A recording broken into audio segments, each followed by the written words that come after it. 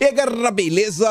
Como é que vocês estão, meus amigos? Hoje é dia de dossiê e antes de falar sobre o que, tenho que contar pra vocês um pouquinho de como o vídeo surgiu. Estava eu na minha rotina diária, lendo as notícias, passeando pelas redes sociais, vi que a imprensa começou a dar uma criticada no Dilma sobre algumas coisinhas que ele anda fazendo, também saíram algumas notícias sobre as trapalhadas do desgoverno, mais alguns problemas que o Lulinha vem enfrentando a nível de Câmara, principalmente contra o Lira, contra o Elmar Nascimento, e vamos falar tudo sobre isso já no primeiro tema.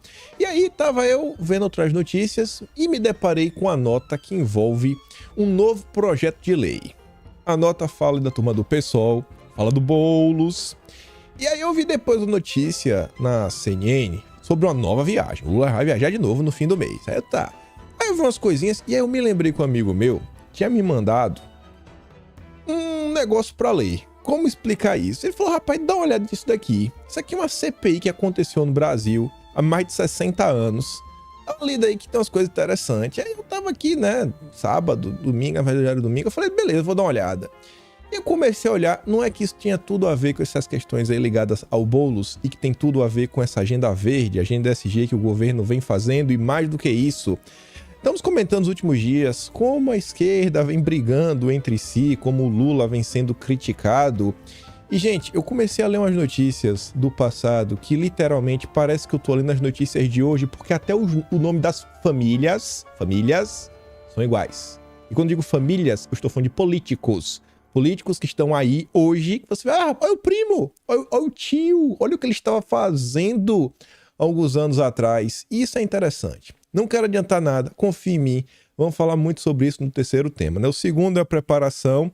E o terceiro, se der tempo, falaremos de mais alguns problemas que estão acontecendo em Brasília. Mas o vídeo de hoje, tá? Eu garanto para vocês que depois de hoje vocês vão olhar para determinados temas de uma forma muito mais ampla e talvez até um pouco mais tristes. Mas vamos começar. Ontem eu me deparei com essas duas notícias que a segunda, principalmente, eu fico me questionando. Que a primeira fala assim, que o governo deve antecipar reoneração do diesel para bancar programa de desconto em carro popular. Então, o Lula aí vai aumentar o valor do diesel, né? Aumentando o valor do diesel, aumenta o valor do frete, consequentemente aumenta o valor dos produtos até nos supermercados. E eu acho que pobre come comida, né? Não sei se a Mira Leitão vai concordar comigo, mas é uma medida que eu acho que vai impactar a todos os brasileiros. O Lula falou que ia governar para quem ganha pouco, né? Ele era o pai dos pobres. E aí depois a CNN fala assim, que proposta do governo não é vender carro, mas incentivar o setor automotivo. Bom, se a proposta fosse vender carro, ainda assim era meio complicado, porque é uma medida que não vai abraçar toda a sociedade brasileira, até porque em tese são carros populares, o que no Brasil tá difícil de ser popular. Tem carros assim que eram para ser populares, estão a mais de 100 mil reais. Meu Deus do céu, né? Mas ainda assim, eu fico me perguntando, como é que você vai incentivar um setor sem vender carro? Ou seja, só um pacote de benefícios para as empresas, para os empresários? No final do dia, acho que estamos diante de mais uma medida do governo sem pé nem cabeça que não vai levar o país a lugar nenhum e que só mostra que está perdido e realmente assim, né? Eu acho que o Lula parece estar muito mais interessado em ajudar o empresariado do que realmente a população. Mas vamos lá. Aí você vê, gasolina deve subir em 22 estados e no Distrito Federal com o novo ICMS. Isso aí até já aconteceu já. Eu só peguei, porque a gente falou essa questão do diesel, o pai dos pobres que falou que ia acabar com o PPI, não acabou. Não tem mais PPI, agora vamos abrasileirar o preço da gasolina. O que foi que a gente viu o Dilma fazer? Ele apenas retirou aquela diferença que vinha de dias aí, né? Que é a Bicom pontuava, ó, a gasolina tá 50 centavos mais cara do que podia vender, né? Dá para baixar. Isso sob o PPI. E agora o preço da gasolina subiu. Ou seja, onde é que está o Lula falou que é abrasileirar. Cadê então? Tá difícil, né? Vamos lá. Continuando aqui, ainda na indústria automobilística, talvez essa aqui seja a preocupação do Dilma. Não sei se vai conseguir resolver com esse novo programa do carro popular, mas a GM vai parar parte da produção em São José dos Campos por 10 dias, diz o sindicato. Isso aí só deve afetar em torno de 2.700 funcionários. Coisa pouca, mas esse é o país do petismo. E você ainda vê que mais de 1 milhão e 400 milhões de beneficiários ficam sem pagamento do Bolsa Família em maio. Cancelamentos, suspensões, bloqueios de benefícios atingiram as pessoas que tinham cadastros com erros e inconsistências. Espero aí que o Lula resolva, né? Porque ele bradou tanto que ia voltar com Bolsa Família, isso, aquilo, outro. O que a gente vai estar vendo é o oposto, né? Algumas pessoas reclamando aí nas redes sociais. E aí que eu acho que, diante desse cenário, a imprensa está aproveitando para fazer algumas críticas, tentar se descolar do Lula, fingir que nunca o apoiaram, fingir que eles não têm nenhum papel na eleição do Lula. Eles seguem insistindo que a culpa é de Bolsonaro, né? A culpa do Brasil estar do jeito que está é de Bolsonaro, e a culpa do Lula também estar sendo eleito é de Bolsonaro. Diz isso a esquerda, diz isso o eleitor do voto Lula, né? Do voto nulo. Aí você vê aqui, o Ricardo Kertzmann, assim, tentando ser até um pouco justo. Esse cara aqui também criticava Bolsonaro um monte, mas não teve muita pena do Lula dessa vez, né? O cara falou assim, ó, palavra dele, fico até receoso em falar. Lula sempre foi um vigarista e muitos ainda insistem em não enxergar. Quem sou eu para discordar? E o Mário Sabino fala que Lula é uma fantasia coletiva de metade dos brasileiros. Um dos fundadores do PT o achava meio farsante, um oportunista, um intrigante é como tanta gente do PT e de fora do PT acredita em Lula. Sim, aqui a turma que continua assistindo a Rede Globo, né? Mas tudo bem. Eu tô querendo adiantar porque tem muita coisa no vídeo de hoje. Estados definem a alíquota de 17% de ICMS para compras de varejistas internacionais. O G1 noticiou e o Globo tratou, né, de explicar um pouco a mais. Compras na Shai, Shopee, AliExpress com ICMS 17%, mais o imposto federal de 60% em cima do produto e do frete. O preço dos produtos pode quase dobrar. A ideia é que antes da mercadoria chegar, seja informado se o produto vai direto para a casa do comprador ou se vai passar pela fiscalização da Receita.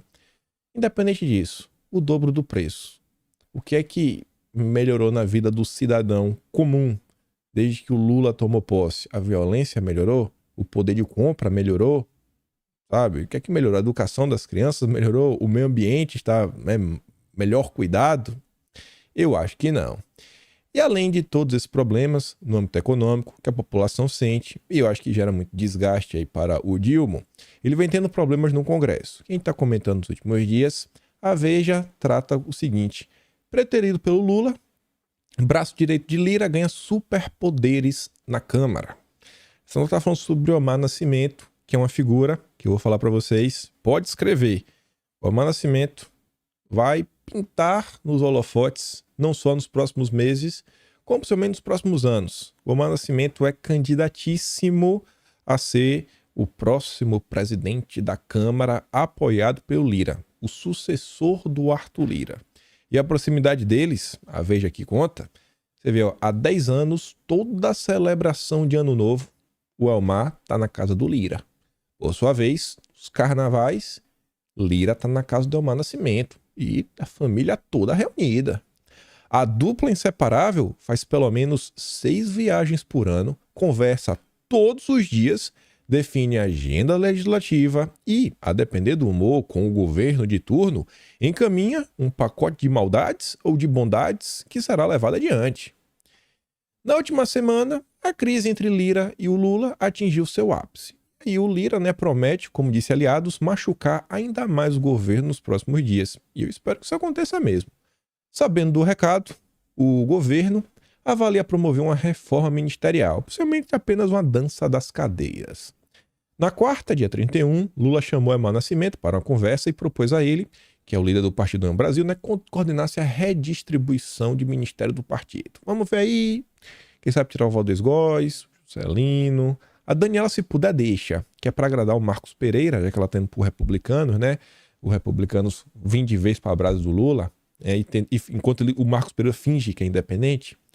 União ocupa 3 cadeiras, etc. Tudo mais. Enquanto isso, Elmar Nascimento, olha agora, é cacifado para quê? Para participar de importantes encontros, não só com deputados, com ministros, mas também figurões do PIB. Figurões do PIB. O que é que eu venho insistindo? O próprio PT falou e quem soltou essa nota foi a Veja no mês de abril. O governo Lula está incomodado com o fato de que o PP, o partido do Lira, está comandando a agenda econômica brasileira. A gente tá falando aqui do Amar Nascimento. Um encarne com Lira, né? Ano Novo junto, o Carnaval junto, viaja junto, se fala todo dia.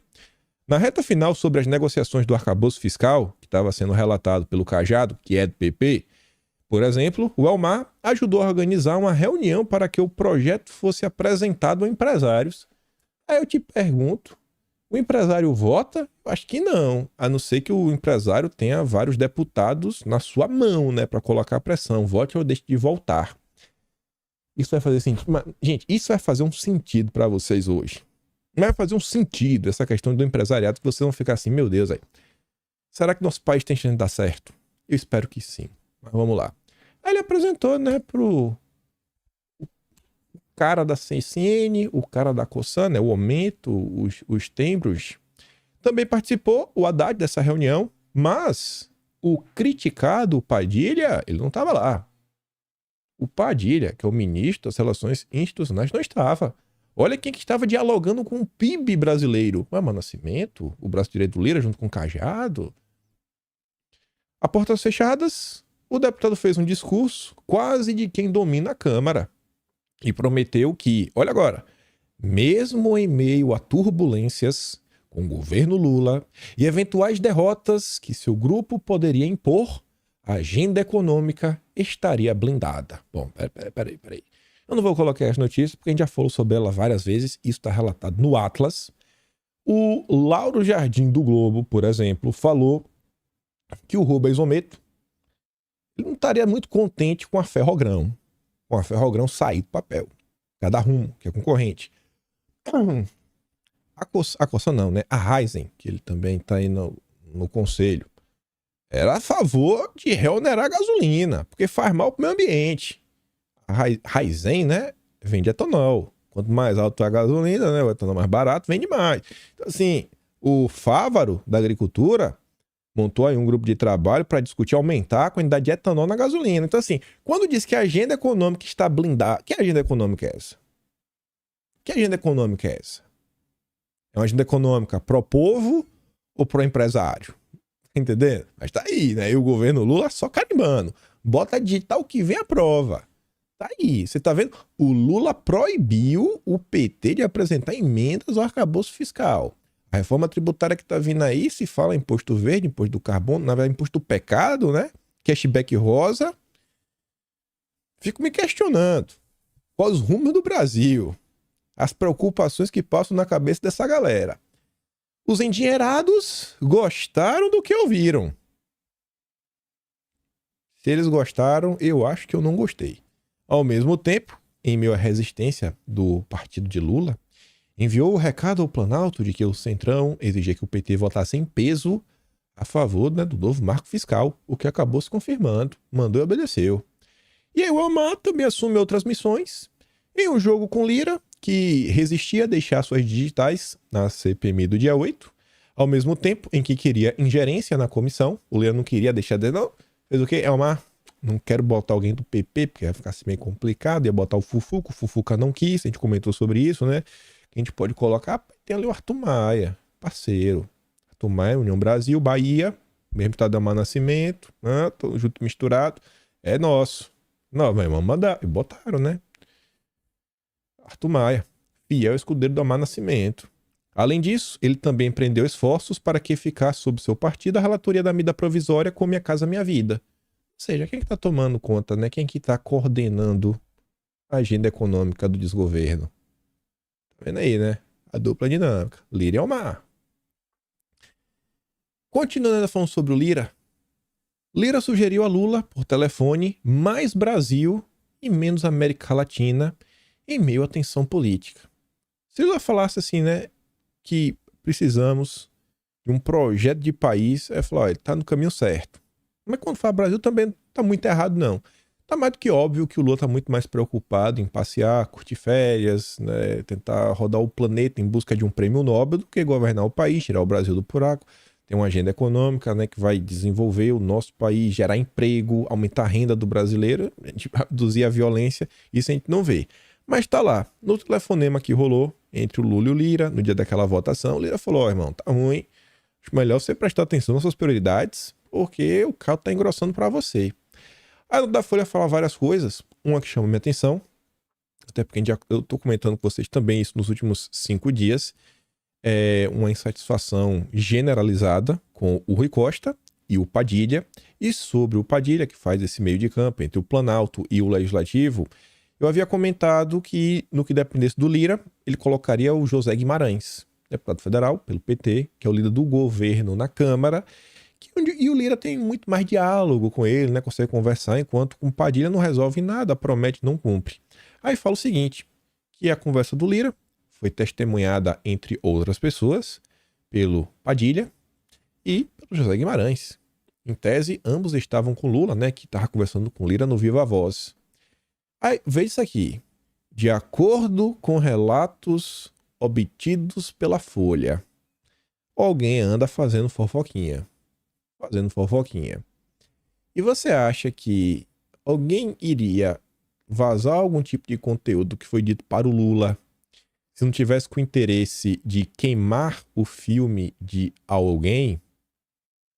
Não é de hoje que também saíram algumas notícias, a gente já comentou, falando o seguinte, que ó, tem informação que não tá chegando no Lula, seja porque a Janja não deixa, seja porque algumas pessoas estão com receio, seja porque o Lula disse, eu tive 60 milhões de votos, e quanto você teve? Você não teve nenhum, então eu mando, não quero saber.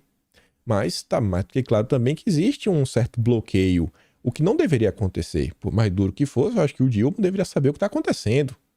Lá atrás, antes disso daqui acontecer, eu acho que deve ter 2 semanas, tá aí uma nota no Bastidor, eu lembro, o Bastidor, falando que o Lula ia entrar em campo. Mas vai falar, Lula não entra em campo, não. Porque se você entrar em campo, você vai estar desmoralizando o Padilha. Fica aí, pô. Não, a gente vai te trazer as demandas.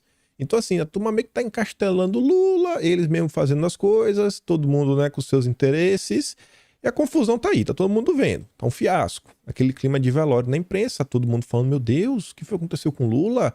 Cadê aquele grande líder dos anos 2000 que chegou, que fazia, acontecia, tinha um traqueio de política, agora não consegue fazer nada? Aí eles procuram, agora não, é porque agora tem as emendas, né? Porque agora o legislativo está muito fortalecido. Todo mundo tá assim, tá errado, menos o Lula. O Lula não erra. Mas enfim, você vê que as informações vazaram para a Folha de São Paulo, do que deveria ser um encontro secreto. Lira teceu um diagnóstico dos problemas na articulação política do governo num tom duro. Quem é que faz a articulação política?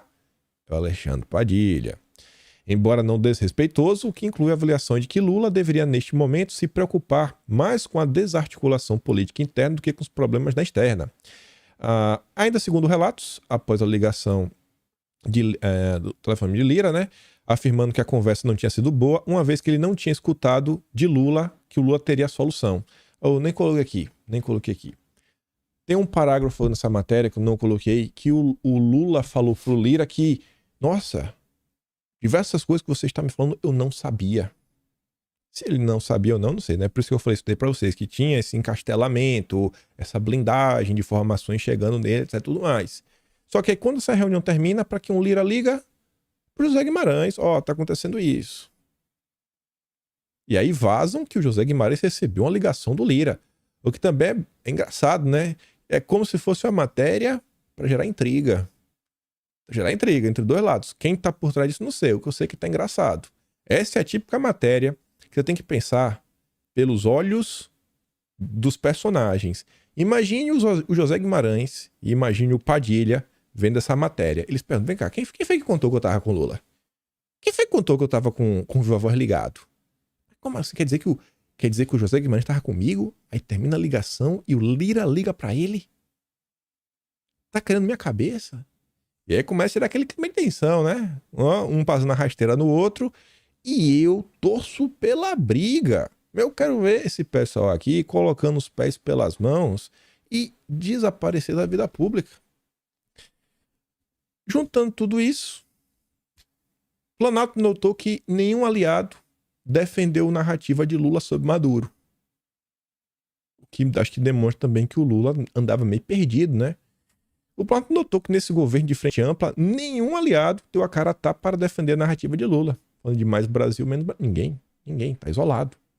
O petista meteu-se num fiasco internacional a ser repreendido pelos presidentes do Chile e do Uruguai após relativizar a ditadura comandada pelo Maduro. Entre os aliados do Dilma, o entendimento que o projeto que derrotou Bolsonaro, né, não comportava uma agenda velha como essa, né, defendendo Maduro. Lula não tem mais tantos votos quanto já teve no passado e está longe da popularidade exibida no segundo turno, no segundo mandato. Fica mais difícil aos aliados criticar suas ações diante... Fica mais fácil aos aliados criticar suas ações diante desses sinais de debilidade política. Então você vê. O Lula está com o problema legislativo, deve fazer alguns cortes aí que vai gerar inimizade, vai gerar algum tipo de inimizade. Brigas internas no PT, problema na agenda econômica e o Lula com o discurso que os seus aliados, sim, só estão esperando o momento certo para dar uma rasteira neles, né? E a turma vem aí, 2024, eu acho que o clima já vai aquecer, porque muita gente vai tentar se descolar da imagem do Lula para poder disputar as eleições, porque eu não acho que o Brasil vai estar numa situação muito boa. E estar associado ao Lula, não sei se vai trazer muitos dividendos, mas beleza. Já que começamos a falar, né? Mais Brasil, menos, né? Menos América Latina, menos planeta Terra, focar mais. Vamos falar aqui do Dilma, nosso grande imperialista, né? O vassalo do Biden.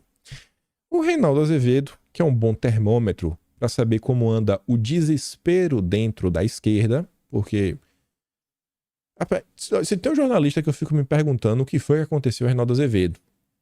Esse cara, ele cresceu, ele virou o que é criticando o PT. Esse era o Reinaldo Azevedo. Ele virou o que ele é criticando, falando, olha, isso, aquilo, outro. Ele que inventou o termo petralha. E hoje em dia, ao lado da Miriam Leitão, são os dois jornalistas no Brasil disparados. Para mim não existe disputa, não existe ninguém, não tem Natuzaneto, não tem Otaviano Guedes. Quem é Vera Magalhães? Miriam Leitão e Reinaldo Azevedo. De disparado. É quem, assim, passa pano com força. E aí o Reinaldo Azevedo fala o seguinte, Lula está à beira do fim ou faz escolhas possíveis? Tá tentando passar o pano. Maduro e Ucrânia à parte. É um texto longo, tenta botar uma crônica no meio para, né, divergido. Fazer o eleitor meio que se perder no meio do percurso, daquela passada de pano. Só que a parte central da crítica dele vai por esse caminho. Ela fala assim, ó. Entendo, lendo isso, aquilo, que o governo Lula já acabou afundado em irresoluções. Você acha que o Reinaldo Azevedo lê algum jornal de direita? Até porque nem tem no Brasil, né? Conservador, nem tem. Ele tá falando isso daqui com base no que ele lê na imprensa. Eu não trago aqui as notas assim, mais de opinião, só quando é um jornalista muito absurdo, que a gente traz pra gente dar risada ou ficar puto da vida, porque eu acho que tem algum tipo de relevância. Mas a imprensa já está constantemente criticando o Lula. Não a TV aberta, né? Não o Jornal Nacional. E todos os desaires derivariam de atitudes erradas do presidente. Li há pouco um troço que sugere haver traços de senilidade nas suas atitudes. Espantoso, mas não surpreendente. Discordo, sim, e torço para estar certo. Não por vaidade intelectual, é que, do contrário, não vislumbro um futuro mais alvissareiro para o país. Ou seja, se o Lula não conseguir emplacar, meu amigo, vai voltar Bolsonaro. Se não for Bolsonaro, é o cara de Bolsonaro. Não tem outra solução. Não tem terceira via. Se tivesse terceira via, ele não estava preocupado. Ele não estava preocupado, né, com a volta da direita, etc, tudo mais. Lá para as tantas, já chegando no final do texto, que aí o meio do PM é uma crônica, ele fala o seguinte, né? O embate para a aprovação da MP da reestruturação do governo evidenciou o que está dado faz tempo. Vive-se hoje na prática um regime semipresidencialista especialmente perverso, porque o Congresso, em parte, governa sem ter de responder pelo resultado. Ai. O engraçado disso é que durante o governo Bolsonaro, quando o presidente apresentou diversas medidas para o bem da população, tipo 13º do Bolsa Família. Cadê a preocupação do jornalismo de colocar pressão no Rodrigo Maia? Não, carteirinha estudantil de graça. Cadê a preocupação? Cadê a preocupação? Porque quando dá errado, a culpa cai em Bolsonaro. Cai em Bolsonaro. Não cai nos outros, não cai no Congresso, né? A imprensa fazia questão de falar que não, a culpa é de Bolsonaro, não sabe articular, não sabe fazer isso, sabe aquilo outro. Agora que o governo Dilma, a narrativa muda. Mas beleza. O governo terá de fazer nomeações e de liberar mais emendas, que sempre deixa arrepiados alguns dos nossos moralistas. Tá bom. Observa adicionalmente que, passados esses 5 meses, inexiste uma oposição minimamente organizada. Eu não acho que ele esteja de todo errado. Que tenha um eixo claro de resistência ao governo. A turma vem trabalhando, isso é óbvio. Vem tomando algumas medidas. Mas um negócio assim organizado, etc, tudo mais, poderia até ter, mas ainda assim acho que a máquina iria dar uma barrada. Acho que dá para melhorar tudo, dá para melhorar na vida, mas concordo em parte com o que o Ronaldo Azevedo disse. Só que ele continua falando o seguinte, ó. Resume-se a produzir delinquências em depoimentos de ministro, nas comissões de inquérito, blá blá blá, ainda germinações do espírito fascistoide que foi derrotado nas urnas. Não me engano. O risco que essa gente representa, embalada pelo esgoto das redes sociais, ainda não passou. Tradução. Ele não se engana. Ronaldo Azevedo, por mais que passe pano, por mais que ele tente distorcer a realidade a favor do Lula, vender um cenário que não é real, ele sabe que Bolsonaro ainda tem força e que esse grupo político que o segue, né, que está representado aí na direita, no bolsonarismo, no conservadorismo, chame de que quiser, ele existe, ele está aí. E se não fosse toda aquela frente ampla aí, tivesse essas coisas, né? Então vamos ver com o Bolsonaro e o Brasil apresentando bons resultados. O clima não tá bom. Todos os diagnósticos recentes mostram que o governo do Dilma tá ruim, mas tá horrível. Aí, o que é que o Dilma vai fazer? Vai focar no Brasil? Não vai. O Dilma tem outras preocupações. Ele tem que ganhar o prêmio Nobel. E para fazer isso, né, ele tem que conseguir votos, apoio internacional. Para onde ele vai? Beijar a mão do Macron. Macron confirma a visita de Lula à França no fim do mês. E como se não bastasse, o Lula tá viajando para cima e para baixo, deve ficar num baita hotel de luxo, quem sabe fazer compras. Eu lembro que, eu sei que na França tem uma rua chamada, acho que é rua, né, chamada Champs-Élysées. Eu acho que é uma rua ou coisa. Eu acho que tem uma loja cara nesse lugar. Posso estar totalmente errado. Mas enfim, o Lula deve fazer umas comprinhas, né? Gosta. E aí, não basta ele fazer isso. O Macron fala assim: parceiros de todo mundo, salvem a data de 22 e 23 de junho em Paris. O mundo precisa de uma economia verde que não deixe ninguém para trás. Juntos podemos criar um novo pacto financeiro. Pacto financeiro para economia verde.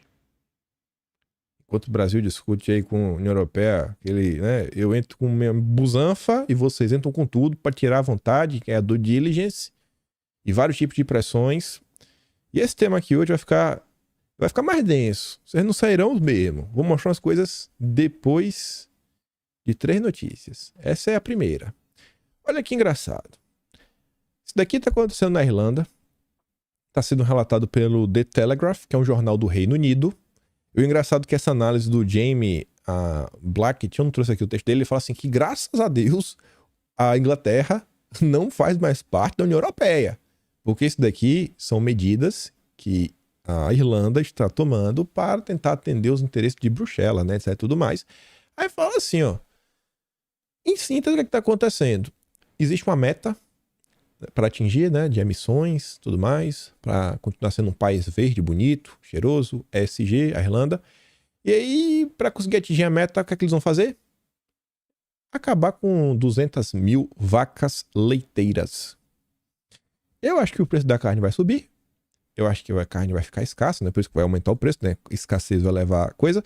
E eu acho também que pode ter impacto no preço do leite. Fora os impactos que pode ter em toda a cadeia de produção, porque são várias pessoas que trabalham nesse setor, tem toda a parte de logística, a parte de mercado, etc, tudo mais.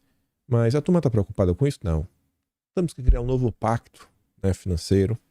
Temos que criar uma economia verde. E aqui você está vendo a economia verde. Uma economia verde ela é muito mais do que apenas números, né, questões financeiras, né, um tripé macroeconômico. É muito mais do que isso. Tem esses aparatos sociais, ambientais, diversas coisas embutidas.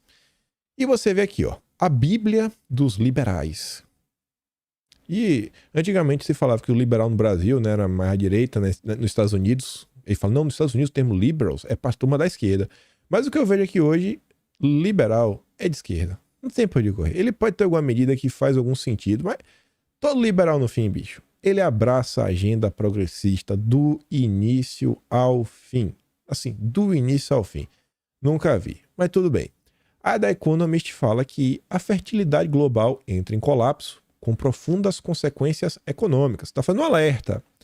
Só que o principal ponto está no subtítulo que fala assim, ó, independentemente do que alguns ambientalistas dizem, o declínio populacional cria problemas para os países.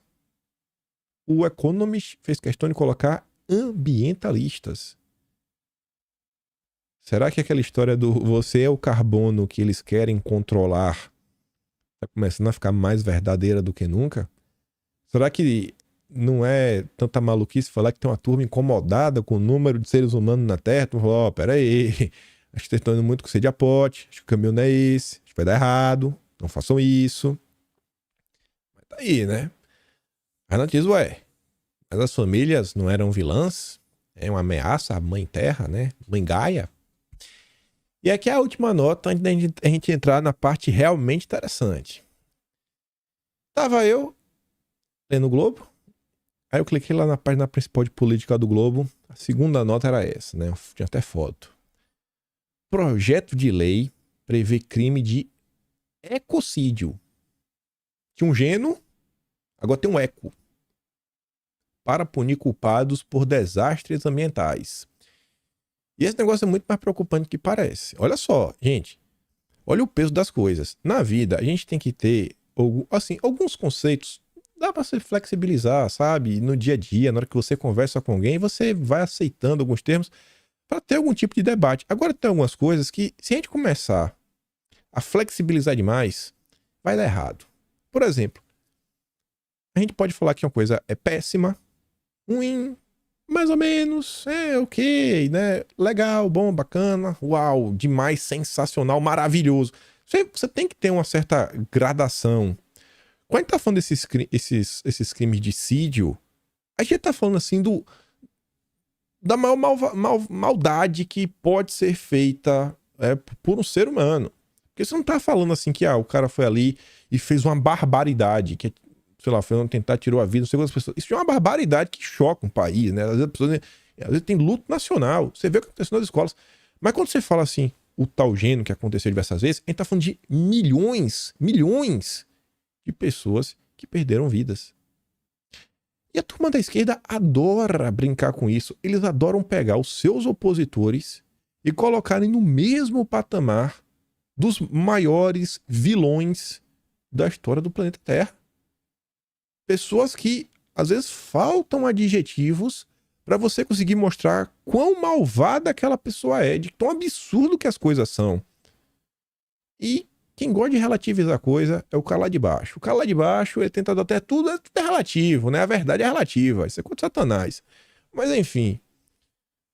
Essa proposta veio do PSOL. Olha só, do PSOL. Aí fala o seguinte, né? Que um grupo de deputados federais, junto com os ativistas ambientais, pretende protocolar nesta segunda no Congresso um projeto do crime do ecocídio. A proposta lançada no Dia do Meio Ambiente é criar um tipo penal específico com punição mais dura para enquadrar responsáveis por desastres ambientais de grande proporção. Até aí tá ok. Aí você vê. O Globo obteve uma cópia do texto. Mas como assim obteve uma cópia? Como assim obteve? Se o projeto nem foi apresentado, como é que o Globo descobriu desse projeto? Não foi pelo Google. Ainda que foi pelo Google, foi o quê? Achou um site falando, não, fizemos um site do pessoal falando, nós fizemos um evento com os zongueiros e vamos propor esse projeto. Foi isso que aconteceu, entrou em contato com o pessoal para pedir de primeira mão. Mas ainda assim, né, é engraçado. Sempre a Globo envolvida nessas confusões. A Globo, vamos falar da Globo, a gente vai falar da Globo hoje. Vamos falar da Globo hoje. A Globo teve acesso, né? Eu acho que enviaram para a Globo e pediram, publica uma nota aí sobre isso, dá? Até porque o Boulos está envolvido, né? O candidato de vocês para a Prefeitura de São Paulo. Do projeto ser colocado em trâmite. Ele define, como ecocídio, a prática de atos, olha agora, ilegais, tá? Ou temerários. Atos temerários com a consciência de que ele gera uma probabilidade substancial de danos graves e generalizados ou de longo prazo ao meio ambiente. Então perceba, não é que você fez uma coisa e gerou uma catástrofe naquele momento, não. É porque aquele ato, no longo prazo, o que é longo prazo? 5 anos, 10 anos, 20 anos, 30 anos, 100 anos? O período da vaga durante 100 anos é um problema. Quanto tempo é longo prazo? O que é temerário? Você colocou na mesma frase temerário, uma coisa que, nossa, eu tô com medo disso aqui, e longo prazo. 2 termos totalmente subjetivos. Quem foi enquadrado? Pena 5 a 15 anos. Proponentes da lei se organizaram em torno do movimento Ecoi Brasil, um grupo de ONGs, os ongueiros, centros acadêmicos e representantes da sociedade civil, mais ongueiros, que participam de uma campanha mais ampla sobre o ecocídio. Junto com parceiros internacionais, eles pedem que o Tribunal Penal Internacional, que deve ser um tribunal de exceção para julgar os piores crimes da história da humanidade, inclua que os crimes ambientais também são julgamentos. Hoje, lá em Haia, são julgados crimes de guerra, contra a humanidade, gênero e agressão, assim, coisa do absurdo, absurdo, absurdo, absurdo, absurdo. Essa proposta de lei, ela foi montada com base na legislação europeia. Quem estava aqui recentemente no Brasil? A Ana Cavazzini, né? Aquela liderança do Partido Verde, volta aí agora também, da FGV, dando palestra. É o tempo todo os deputados do Partido Verde, os eurodeputados do Partido Verde no Brasil. O projeto de lei não tem relação com o outro de 2019 do Janones. O Janones tinha isso, que também usava essa expressão, né, do eco. Só que o do Janones tinha como objetivo especificamente os desastres ambientais causados por ruptura de barragens e impactos da mineração. Então você vê, ó, o do Janones, pelo menos tinha uma coisa assim que era objetiva. Porque uma barragem é uma construção, alguém construiu, tem que construir bem feito, porque realmente, olha o que aconteceu em Mariana, em diversos locais, isso não pode voltar a acontecer no Brasil. Então pelo menos eu falo, pô, beleza, é algo objetivo. Impacto de mineração é a mesma coisa. É um ambiente extremamente perigoso. Já precisa ter esse negócio sem soterra, todo mundo fica lá soterrado debaixo da terra? Não, pelo amor de Deus. Então tinha pelo menos uma objetividade. Agora não. Ó, isso aqui, se for temerário, o meio ambiente, a longo prazo, rapaz, 15 anos de cadeia. A inspiração do grupo ligado ao ECOI foram as legislações da Bélgica e posteriormente da União Europeia, que usam o mesmo termo, mas de forma mais ampla. O projeto que estamos propondo agora vai valer também para acidentes como o de Mariana, Brumadinho, mas não só. Ele vai ser muito mais abrangente e valer também para problemas como o desmatamento em larga escala na Amazônia. O que seria um desmatamento em larga escala? E outra coisa, uma vez que esse projeto passa, ele passou. Com certeza alguém vai dar o próximo passo. E depois o próximo passo, e o próximo passo, e o próximo passo, e o próximo passo, e o próximo passo, e o próximo passo. Há 10 anos atrás, ninguém falava, na verdade se falava já de crédito de carbono, né? Mas não era algo tão comum e estava meio distante. Agora, já existe crédito de carbono. Assim, o mundo nesses últimos 10 anos mudou de uma forma que está ficando assustador. Mas beleza. Aí, chegando aqui quase nos finalmente, o deputado federal Guilherme Boulos, que subscreve um novo projeto, também cita o argumento da intimidação como motivo para encampar o projeto. Colocar medo para a pessoa não fazer o errado. Para saber o que é o errado. Essa definição jurídica, né, de coisa tem potencial de evitar piores casos, sendo mais uma importante contribuição para o enfrentamento da crise climática. Boulos, em tese, surge para dar moradia ao sem-teto, agora está preocupado com o clima.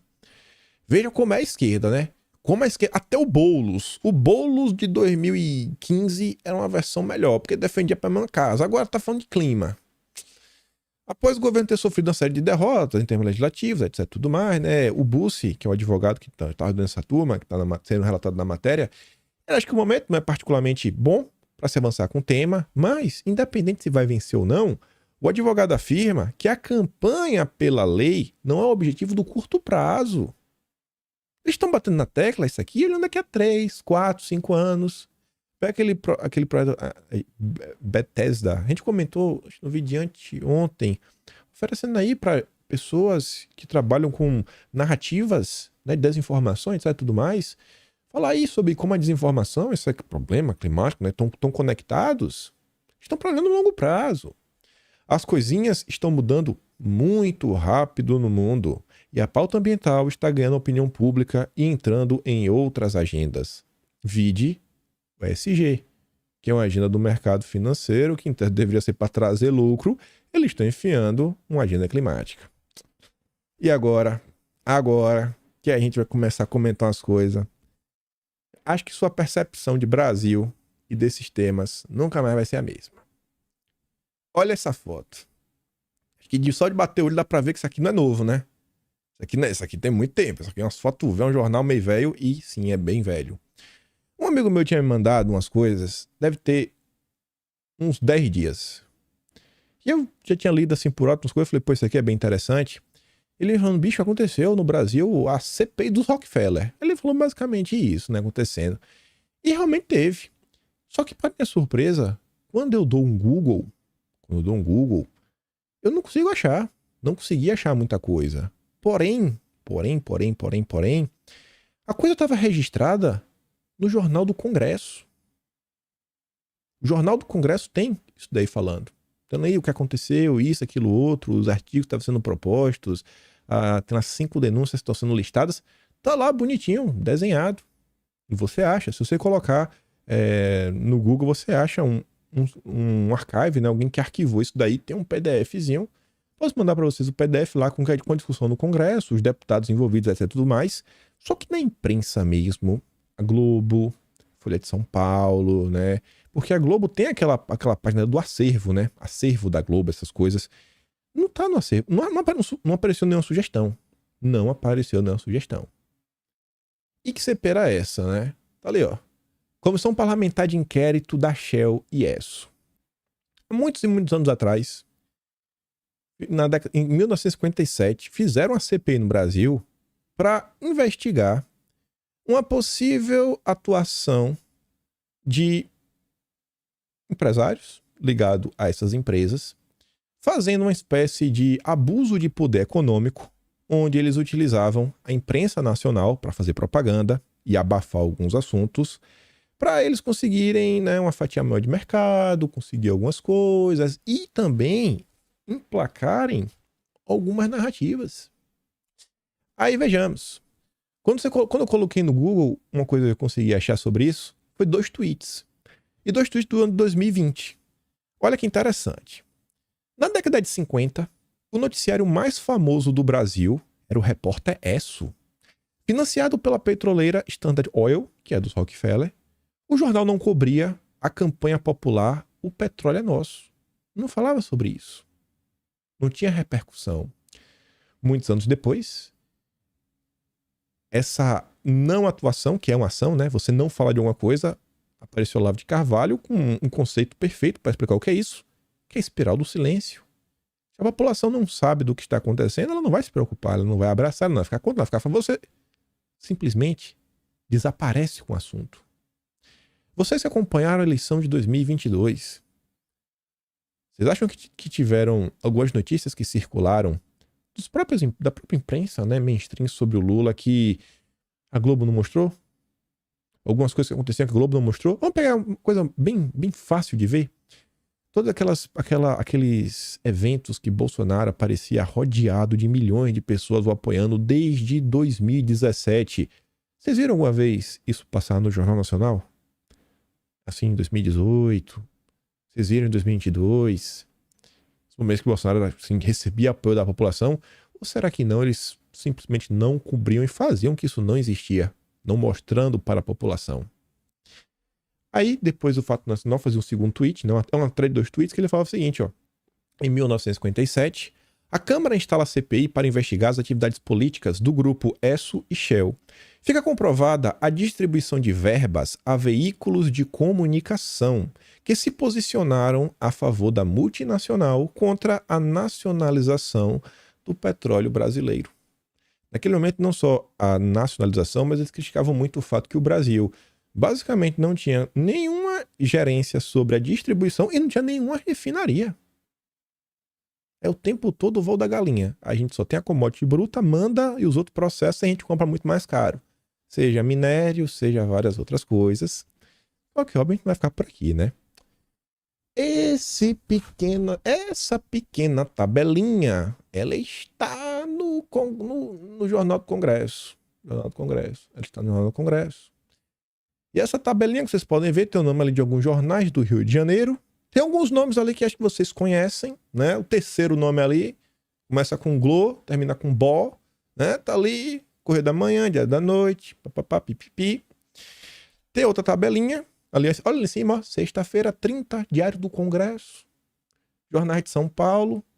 Eu acho que, deixa eu ver, o primeiro vocês conhecem, né? Até mudou de nome, Estadão. Ah, beleza. Tem outros ali, né? Papapá, PPP. Ô, rapaz, tem uma que não tá aí nessa tabela, mas aparece depois no texto, que ainda grifou de amarelo, que foi um almoço que teve, né? Começa com folha, mas tem outra coisa. Não tá ali, mas tudo bem. Aí, logo após dessa tabela, olha primeiro parágrafo. Os dados desse quadro não se justificam, evidentemente, pelos critérios técnicos invocados pelo senhor Moraes Sarmento. Há uma inegável polarização causada por fatores políticos. A turma foi questionar como é que eles distribuíam, sabe, as suas verbas de publicidade. Aí a turma falou, não, a gente faz isso daqui de acordo com critérios técnicos. E o que eles perceberam é que, sim, mas você está distribuindo um dinheirinho para quem fala bem de você, viu? Para quem tá do seu lado, para quem é picanheiro. Os picanheiros já existiam desde aquela época. Só que aí fica mais engraçado. Porque eu falei, mas eu quero muito descobrir, velho. Eu quero achar alguma coisa. E eu fiquei pesquisando. E eu comecei a botar alguns termos diferentes, isso, aquilo, outro. E eis que eu me deparo ao site do acervo da Biblioteca Nacional. Daí, do governo, né? E aí eu achei um jornal. O jornal é o Semanário. Acho que tá até aqui, deixa eu ver. O Semanário. Na hora que eu olhei esse jornal, eu falei, rapaz, olha que coincidência. Eu fiquei assim, coincidência retada. E eu fiquei até feliz em um ponto, porque eu vejo assim que a neta meio que faz as denúncias similares que o avô dela fazia. O diretor desse jornal é Oswaldo Costa. O Oswaldo Costa é o avô daquela gringa Brasília, perfil de esquerda que tá lá no Twitter, que vez ou outra eu trago alguma postagem dela reclamando do governo do Lula, criticando aí, né, a presença dos Soros, das ONGs. Mesmo sendo de esquerda, ela reclama disso, do Império. Eu falei, rapaz, o avô é o jornal do avô da menina. Aí eu vi essa nota aqui, ó. O impressionante silêncio dos jornais sobre o inquérito da Esso e da Shell. Aí eu achei essa nota, eu percebi que eles colocavam como trust do petróleo, né? E aí eu comecei a pesquisar, comecei a dar uma folha nesse jornal e comecei a achar um monte de coisa extremamente interessante. Comecei a folhear esse jornal lá na Biblioteca Nacional, ele sai mais ou menos a cada 15 dias, 21 dias. Mas enfim. E aí eu comecei a folhear de 57 até 1959. Tem muita coisa interessante, a Vona do Trust do Petróleo, etc e tudo mais. Como, por exemplo, olha essa daqui. Semana de 31 a 7 de novembro de 1957, número 82. Comprovadas as atividades políticas do Trust do Petróleo. Atcherley, presidente da Shell, reconheceu a autenticidade dos documentos revelados por E. Cal. Cal é o jornalista que revelou, o cara foi na CPI, é isso aí mesmo. Teve esse documento, hein? Realmente deu dinheiro para a imprensa. Demos dinheiro para a imprensa. E aí, na página 4 desse jornal, tá ali, ó. Um documento, né, que eles colocaram ali, ó, o recibo de empregado. Deixa eu ver, ó. Eita, ali é o primeiro, ó. Almoço com jornalista das... Ali é Folha de São Paulo, então valor em Cruzeiro, né? Tá ali, ó. Reconheceu o presidente da Shell a autenticidade de todos os documentos apresentados pelo jornalista Ecal. E a turma comentando sobre isso. E eu continuei nesse jornal, né? Eu falei, jornal é interessante. Deixa eu ver o que aconteceu. Não que isso daqui, assim, os fatos, beleza. O cara reconheceu um documento oficial. Isso aqui é um documento oficial. Mas eu li esse jornal sempre meio crítico, né? Porque ele vai colocando vários assuntos. Eu não acompanho as coisas. Na época, uma coisa é um documento. E uma CPI, que tá aí, ó. Teve uma CPI, teve um documento. Tá lá uma coisa, o diário do Congresso. Outra coisa é esse diário, o semanário. Aí, nesse mesmo aqui, ó. Deixa eu ver. É nesse mesmo aqui, eu tenho quase certeza. Aparece daqui. 300 milhões de cruzeiros. A verba de publicidade anual distribuída pela McCann Erickson. Depois, perante a comissão parlamentar, o senhor Armando de Moraes Sarmento, diretor-presidente da ESSO, papapá, as contradições, a ignorância e a propositalidade do homem dos congressos publicitários, a publicidade institucional do Oval ESSO. Hoje em dia, não parece tão comum você ver grandes patrocínios de grandes empresários a jornais? Hoje a Folha de São Paulo, a sua coluna de ambiente, basicamente não existe mais a coluna ambiente, se tornou a coluna Planeta em Transe, que é uma coluna que tem um apoio da Open Society Foundation. E menos mal, a Folha de São Paulo coloca ao final de todas as notas esse projeto é ajudado, né? Eu não sei se eu não quero falar que ele colocou a palavra financiado, mas bota assim, né? Recebe ajuda em parceria com a Open Society Foundation. Você vê que entra ano, sai ano, as práticas meio que continuam similares. E eu tenho certeza que em algum momento dessa trajetória política de vocês, vendo uns vídeos malucos e tudo mais, vocês já devem ter escutado o nome dos Rockefeller, né? E eu não acho que foi de uma forma muito bacana. Hoje em dia, tem o Jorge Soros. Sai Rockefeller entre os Soros, mas o perfil é muito similar. Vamos continuar, que fica mais interessante. Pronto. Nesse daqui mesmo, na parte de baixo, né, da primeira folha, tinha essa notícia e essa aqui do lado. Começando aqui pro lado, olha o cara diz, ó, página 3. O petróleo e as missões religiosas na Amazônia. Era uma preocupação, a turma tava lá comentando sobre isso. Veja como hoje, a discussão do marco temporal, a turma está preocupada com a possibilidade das missões religiosas entrarem nos territórios indígenas. Olha que coincidência, né? A Petrobras também está aí com um problema lá na faixa da Amazônia. Mas o que eu achei mais engraçado foi aquela outra nota. Esse jornal, ele é no viés de esquerda. Viés de esquerda. Um jornal de esquerda noticiando o seguinte: candidato dos Rockefeller ao governo de São Paulo, com apoio de Jânio Quadros e de João Goulart. Porque qual é a narrativa da esquerda? Chegou 64, deu um golpe para tirar o João Goulart, comunista, né? Apoio de Cuba, não, mas como assim? E aí você tá vendo a esquerda, mas como assim, rapaz? O candidato ao governo com apoio da esquerda? Mas o candidato que recebe apoio do Soros, do imperialismo? Isso aqui também se encaixa o Lula, né? Ano que vem temos eleições, não para governador, mas para a cidade de São Paulo. Quem é o candidato da esquerda? O Boulos. O Boulos é o candidato da Globo. É o candidato do Soros também. Engraçado, e conta com o apoio do Lula. Exatamente esse quadro. Você vê como a história se repete, só que vai além. Vai além. E tá ali, né? Tá lá na página 2 do primeiro caderno. Eu fui ler essa notícia. Pegando essa notícia pra ler, gente. Pegando essa notícia pra ler. O nome do candidato era Costa Lima. Desculpa, Costa Lima, né?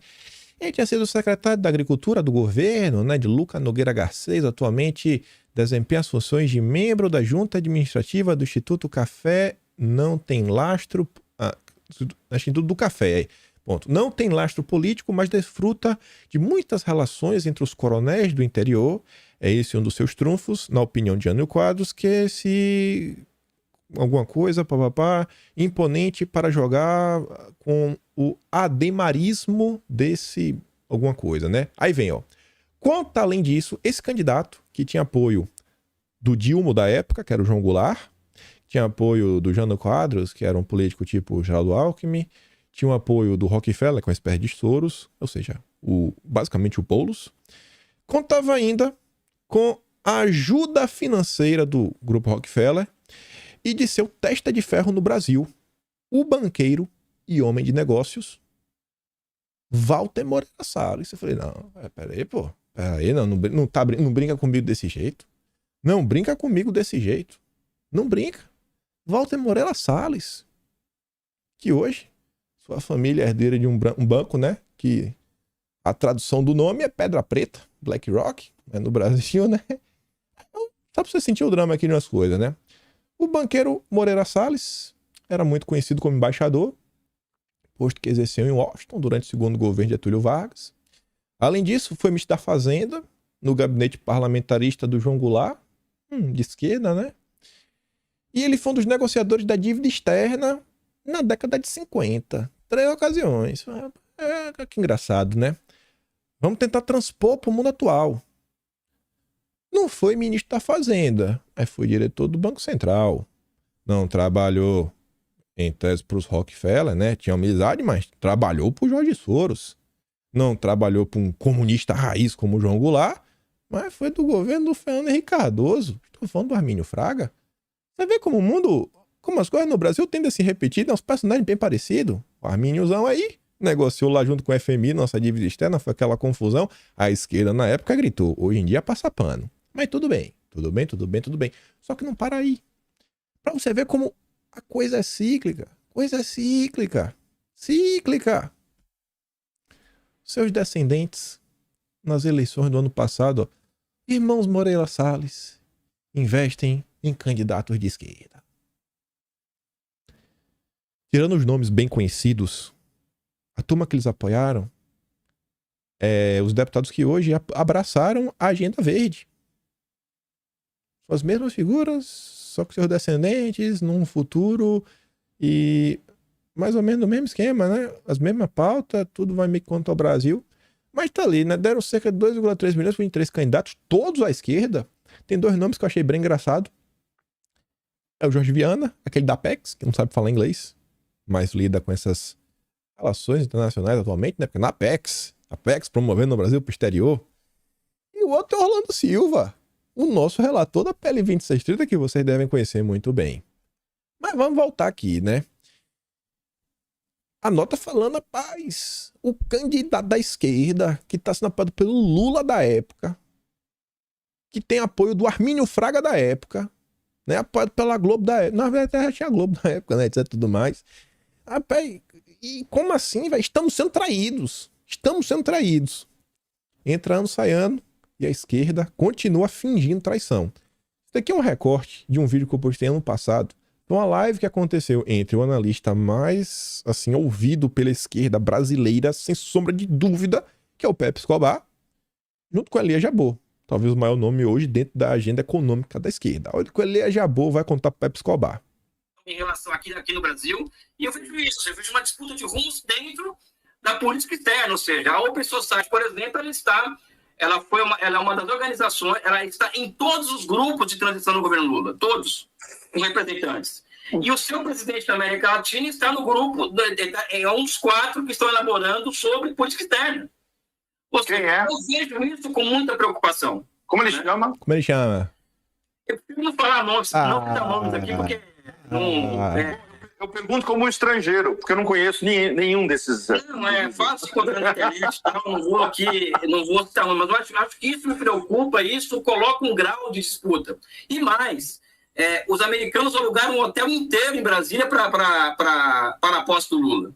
Isso não é qualquer sinal, ou seja, então, não sei se respondi a sua pergunta, ou seja... Respondeu, e tem paralelos e tem vários outros paralelos. Tá vendo aí, né? Entrando, saindo, a esquerda finge que, meu Deus, como assim os nossos candidatos estão na mão dos Soros, né? Dos bilionários, dos imperialistas.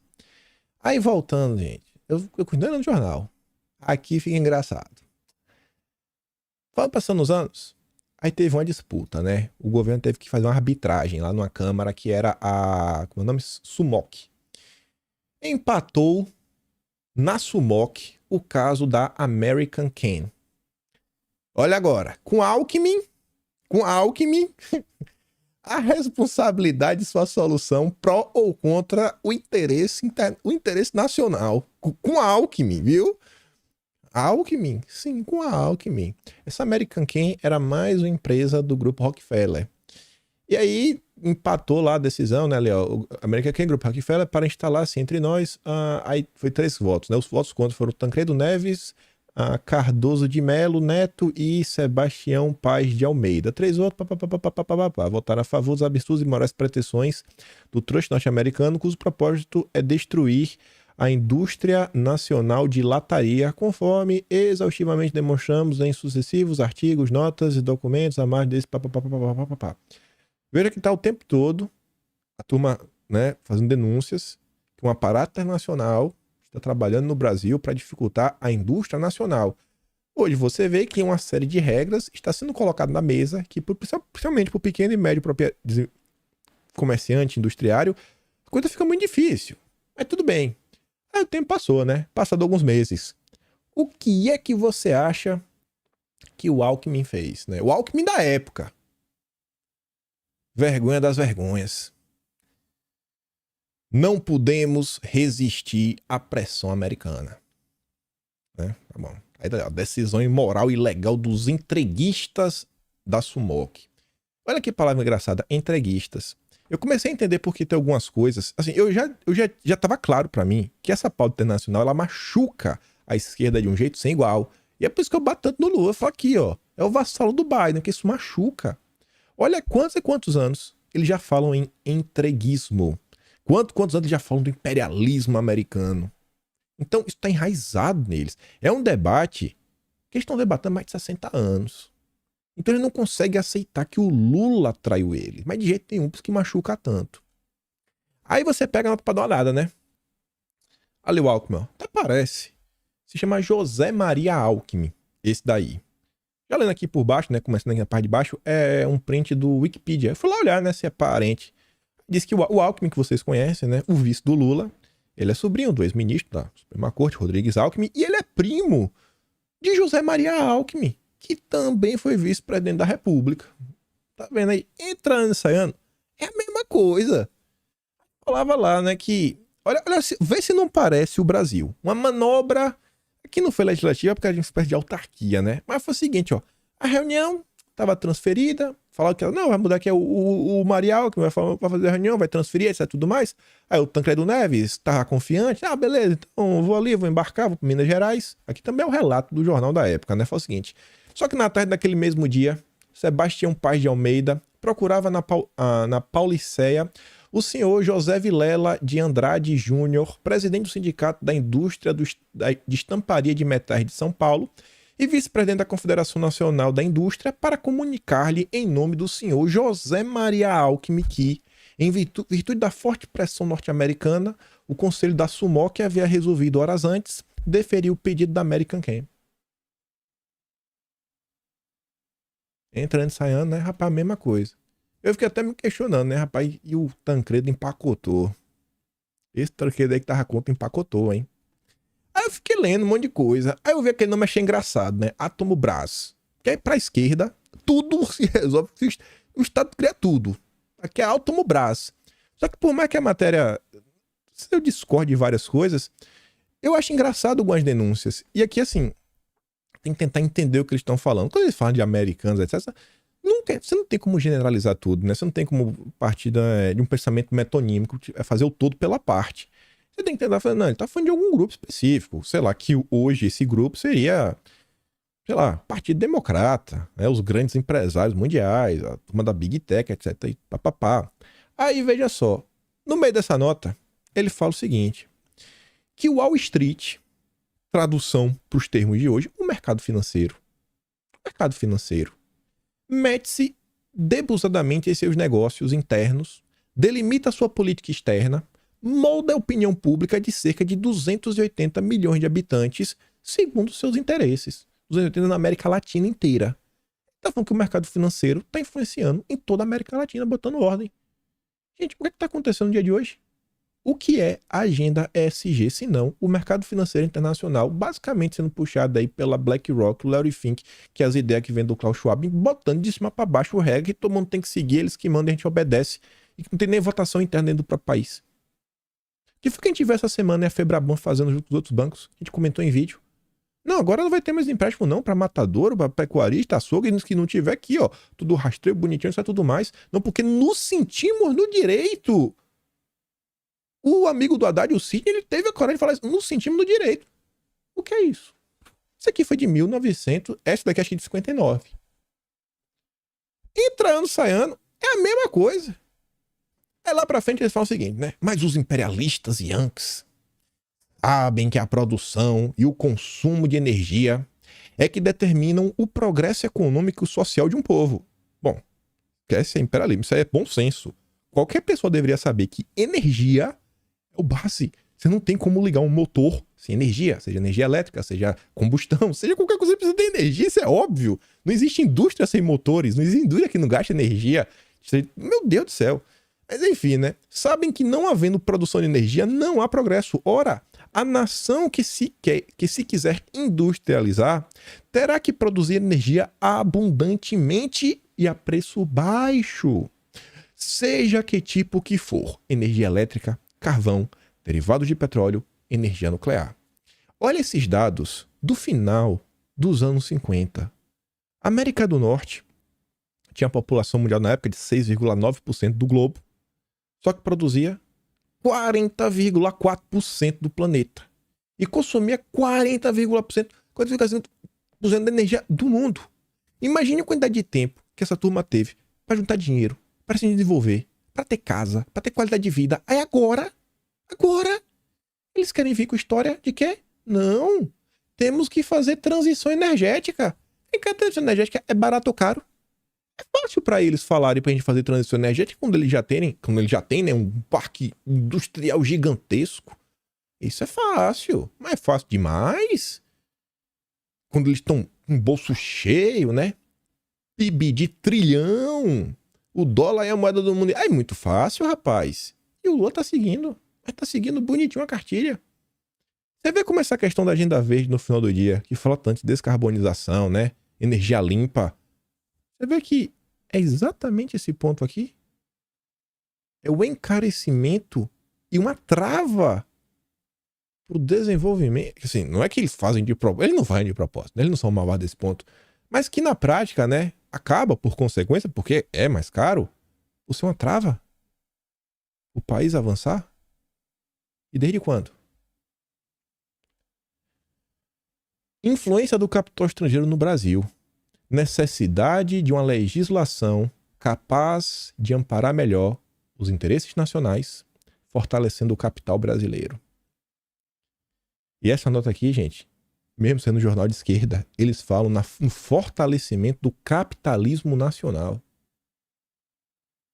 Eu li isso aqui e eu fiquei triste. Sabe por que eu fiquei triste? Eu já vou trazer aqui, pra gente chegar nos finalmente.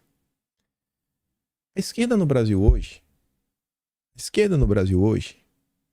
está debatendo isso daqui, ó. Influenciadores e juristas de esquerda são atacados nas redes por discordarem da indicação do Zanin. A principal crítica é em razão da ausência de representatividade racial, de gênero, diversidade sexual na corte. A esquerda brasileira hoje, ainda no mesmo tema, disputa por vaga de rosa no STF avança sob pressão de militância e receio de Lula. Há uma pressão da militância para que o mandatário não reduza a participação feminina na corte e substitua a magistrada por outra mulher. A apoio de interlocutores, né? Por outro lado, é que Lula ele deve priorizar a escolha de alguém de confiança para o posto. 60 anos atrás, até a esquerda, estava preocupada com fome. Nesse jornal, gente, tinha uma matéria de 57 que estava começando a ser discutido a necessidade de criar o Ministério do Desenvolvimento Regional, porque o Nordeste e o Norte estavam ficando para trás. Naquele momento não é que estava ficando, começando ali. E tinha essa preocupação. Tinha preocupação com o interesse nacional, tinha preocupação em produzir energia, criar emprego, qualidade de vida. E o que é que a esquerda discute hoje? O Bozo. Por que o Bozo? Porque a volta do fascismo ao Brasil. Olha o que se tornou a esquerda, uma caricatura de si mesma. A esquerda se tornou exatamente o que um dia eles fingiram combater. É triste de ver. É triste. E os problemas do Brasil, hoje, o que eles denunciavam são eles que estão imputando a nossa sociedade. E eles não conseguem sequer enxergar isso. Olha como regredimos no tempo, no nível e na qualidade do debate. A preocupação da turma é com o cartão de Bolsonaro, né? É a preocupação com isso. Era com leite moça. Olha as preocupações. E nós aqui, que estamos falando de soberania nacional, que estamos comentando como a agenda ESG é um problema, que está vindo de cima para baixo, e está colocando empecilhos, principalmente para o agronegócio brasileiro, que acabou sendo, né, o que sobrou para o Brasil. De tanta dificuldade que tivemos ao longo dos anos, uma falta realmente de um projeto de nação dos últimos presidentes, os últimos 20 aí, né? Quem que fala é só a gente. Os conservadores. Lendo também esse jornal antigo, nossa, é tanta coisa que eu ficava lendo, eu ficava assim de boca, eu falava, não acredito, velho. Isso daqui era o que se discutia no passado, olha o que tá se discutindo hoje, meu Deus do céu. E eu via também que não eram citados assim, muitos nomes conservadores. Ele falou, não, os liberais. Era basicamente os liberais versus a esquerda. Deve ser por isso que deu tão errado, né? Por um lado, eu fico triste por essa decadência. Por outro, eu fico feliz de ver que hoje, muito mais pessoas, sem sombra de dúvida, elas estão acompanhando mais de perto as coisas no Brasil. Por mais que as pessoas não tenham um conhecimento mais a fundo, sabe, para entender o processo como um todo, às vezes acabam consumindo aquele conteúdo mais de opinião, comentário, aquele discurso duro que lava a alma. Ainda assim, as pessoas estão acompanhando, estão entendendo. Existe um despertar na nossa sociedade brasileira. E eu fico me perguntando, será que dessa vez vai dar certo? Será que dessa vez a população realmente vai tomar as rédeas? Porque ao mesmo passo que a população ela está despertando, o lado de lá cada vez mais tem ferramentas para fazer maldade. Eu recomendo a vocês. É o semanário esse jornal. Esse aqui foi só um que eu achei. Então, no site da Biblioteca Nacional, se botar no Google, você acha, a gente tem trocentos jornais, mas trocentos jornais. Você pegar, você começa a dar uma lida. Nossa, eu li tanto jornal velho essas últimas semanas, de algumas coisas que eu tava pesquisando, eu fico de cara. Como a gente regrediu no debate. Enfim, talvez eu esteja me empolgando demais, né? Talvez eu que esteja vendo coincidências demais. O primo do Alckmin, né? A versão Armínio Fraga do passado. A mesma família financiando a esquerda lá atrás, financiando agora também. O Harold Rockefeller agora. Eu que tô vendo coincidência. Mas eu tô vendo que no final do dia, é sempre a turma do totalitarismo, né? A turma que tem muito e quer mais ainda, contra a população. É a família versus os totalitários, né? Tá cada vez migrando para isso. Porque nem esquerda existe mais. Direita existe, tem os conservadores, mas esquerda, não. Hoje tem os wokes. Os wokes. Agora você viu o que são os wokes. Você consegue ver o Felipe Neto discutindo sobre esses temas? O Felipe Neto é um propagandista disso daí, né? Mas enfim, o vídeo ficou longo, mas não tinha como deixar ele comentar sobre isso. Vou mandar o vídeo do Elia Jabot com o pé, foi o que eu dei play lá no canal do Telegram. Vou mandar o PDF. Vou mandar o link pra vocês verem aí desse diário do Congresso, se vocês quiserem pegar pra dar uma lida. Mas tá meio ruim, mas se você dá um zoom, você consegue ver lá como foi meio que o relatório final dessa CPI. Mas é isso. Se gosta do meu trabalho, passa no meu canal, dá um botão de valeu, tem o Pedro na descrição. Lembra de compartilhar esse vídeo, né? Tem também o Atlas Brasileiro, kimpai.com.br. Tentar fazer mais ou menos isso, né? Registrar a história do Brasil. Lá na frente, pelo menos, deu errado por causa disso. Pelo menos que ele me contou, né? Tentou contar. Do meu jeito. Não tô certo o tempo todo, mas é isso aí. Que grande beijo, abraço, tamo juntos. Valeu, meus amigos. Fui.